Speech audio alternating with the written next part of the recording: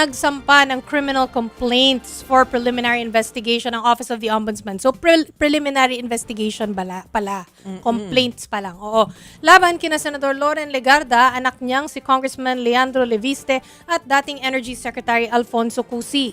Kaugnayan ng umano'y pag-abuso ng tatlo sa legislative at regulatory powers para makinabang ang Legarda-Leviste Solar Energy Network.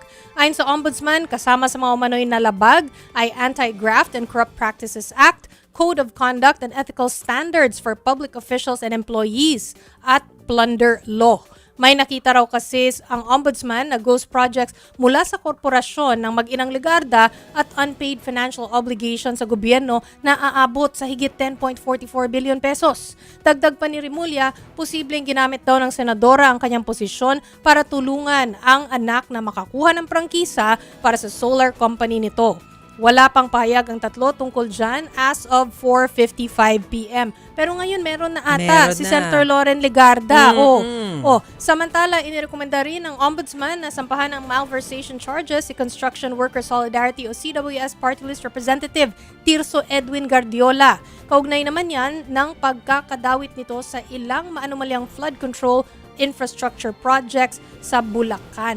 Ayun. Pero bago tayo humingi pa ng additional details mula kay Arles de los Santos, ang ating mobile journal, basahin muna natin yung reaksyon, yung pahayag ni Senadora Loren Legarda tungkol nga dito sa kasong ito. Ang sabi ni Senator Loren Legarda, "All my public life, since 1998, I have always upheld my integrity, which I hold dearly. This allegation is a taint on my person that is totally undeserved." Sabi ni Senadora Loren, "We have not received any communication from the Office of the Ombudsman regarding these allegations, but I can categorically state that the reported accusations are utterly baseless and no public funds were involved. We are prepared to bring out the truth." Hirit pa ni Senadora, "We urge the public to be discerning, especially in light of the timing and nature of these allegations. We remain confident that once the facts are laid bare, we will be vindicated and our names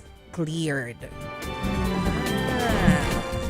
Anyway, may investigation naman at ready naman daw sila na umarap. So, okay, that's all good. Mas maganda na nga rin yun para meron silang platform para malinis yung kanilang mga pangalan kung talaga namang wala silang kasalanan.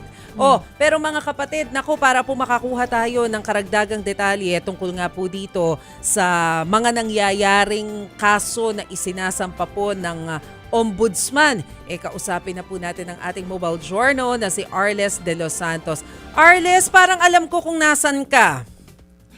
Yes, mas siguradong alam mo kung nasan ako, pero yung mga balita ngayong araw ang kinagulat ko kung paano umabot sa atin ngayong araw, no? Kasi relate ako doon sa Slow News Day ngayong araw, no? Dahil hindi nga natin inaasahan na merong panibago na personalidad na makakasama nga doon sa mga posibleng makasuhan sa listahan ng mga senador, no? So far, meron 2 senador na ang may reklamo ngayon, no?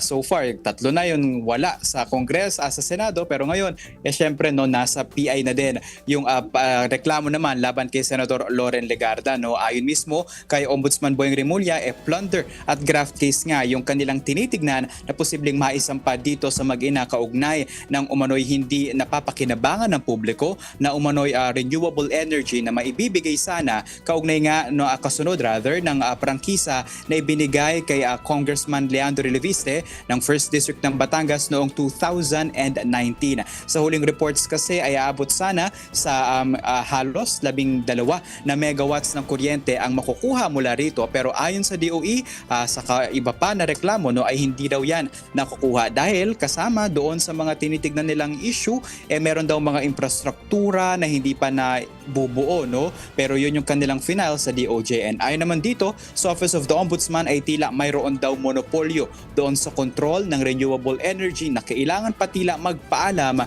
sa solar ng bayan na kumpanya ni Leviste na para nga magkaroon ng solar energy sa iba't ibang mga lugar. At binigay niyang halimbawa kanina yung sa Cavite daw na nasa 40 to 80 hectares na gagawin sana nilang solar plant, no? Pero hindi rin napagbigyan or nagkaroon ng issue and hurdles dahil kailangan din na humingi muna ng permiso mula dito sa solar companies na pag-aari naman ni Leviste. Arles, linawin lang natin para sa lahat, no? Ito ba ay kakasuhan na sila o titingnan pa kung may basehan para kasuhan ang mag-inang Legarda at Leviste? Sa ngayon, Chiki, ay titimbangin pa lang kung kakasuhan nga itong mag-inang Leviste at si Senator Loren Legarda. Kagaya yan ng stage ngayon nung kay dating House Speaker Martin Romualdez na pinasasagot sila doon sa mga alegasyon sa kanila. No? So, the way we see it, baka 15 days din yung ibigay nga dito kay Senator Legarda at Congressman Leviste para sagutin yung mga alegasyon laban sa kanila. Pero, kagaya nga na nabanggit ninyo kanina, itinanggi na ni Senator Loren Legarda itong mga akusasyon laban sa kanya. Pero Arles, natanong ba si Ombudsman kanina kung dun sa mga posibleng mga haka-haka ulit na naku baka politically motivated lang to, especially after lumabas yung report kanina, narinig ko yung report ni Gio Robles na kumbaga may lumabas pala na report from NBI na nai-involve allegedly etong si Congressman Leviste para i-frame umano si Executive Secretary Ralph Recto. So may mga ganito kasing kwento. So I wonder kung nagsalita si Ombudsman tungkol dyan. Mas kanina ay agad na itinanggi ni Ombudsman Boyeng Remulla na pamumulitika ang nasa likod na nito. No? Ayon sa kanya, masusi daw nila itong inaral. Dahil ayon sa kanya, no, hindi raw bastang maiisip na dapat gawin. Pero pinag-aralan yung pangyayari sa energy sector sa Pilipinas kung saan tayo daw talaga, yung publiko, yung nag-suffer dito nga sa hindi umano mapakinabangan na solar energy mula doon sa franchise ng mambabatas na si Representative Leviste. No? At ayon pa kay Ombudsman Boyeng Remulla, parang noong November 2025 pa lang ay sisimulan na sana nila itong silipin, pero January lang 2026 sinimulan itong upuan, no, for fact-finding investigation, and later on, ito nga, July, actually, huling araw pa ng July, no, pinirmahan niya na yung charge sheet para nga sa preliminary investigation. Arles, puntahan natin itong current state ni former Senator Bong Revilla. Ano na ba talaga ang estado niya ngayon? Kasi mabibigyan daw ng temporary release. Na-release na ba? Ano ba yung mga detalye dito? So far, Chiki, huling confirmation natin ay nakapagbayad na si dating Senador Bong Revilla ng 1 million pesos para sa piyansa sa kanyang non-bailable na case na malversation kaugnay ng Umunoy Ghost Flood Control Project sa Pandibulacan na nakakahalaga ng 92.8 million pesos. Noong mga nakaraan, na kung matatandaan ninyo, tinutukan natin yung bail hearing nito ni Revilla kung saan nakita natin yung testimonya ng mga testigo at yung kanilang mga pahayag, no, nag-cross-examine din ang lahat, no, kung saan nga later nag-decide itong korte na tila mahina nga yung mga ebidensya para idiin si Revilla dito sa kaso na ito, no. Though hindi pa natin nakikita yung buong papel ng desisyon, pero napagbigyan na ang pansamantalang paglaya ni dating Senador Bong Revilla. So malinaw na nakapagbayad na. So ang hinihintay natin na update ngayon, Arles, kung nakalabas na siya. Ganun Yes, ba? inaabangan pa natin. Iko-confirm natin yan, Mase. Oo.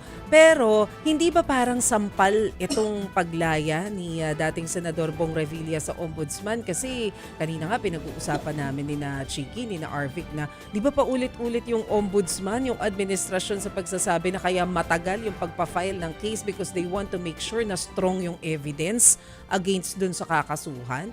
Pero eto napalaya, nabigyan ng temporary release. So far, Mase, para sa Office of the Ombudsman ay iginagalang nila ang desisyon ng Sandigan Bayan kung saan nga doon dinidinig itong malversation case ni Revilla at nila tiwala naman daw sila doon sa kanilang findings na dahilan nga para isampa itong kaso sa dating senador. Linawin lang din natin, Arles, no, kung bakit temporary release. Bakit nga ba temporary lang yan?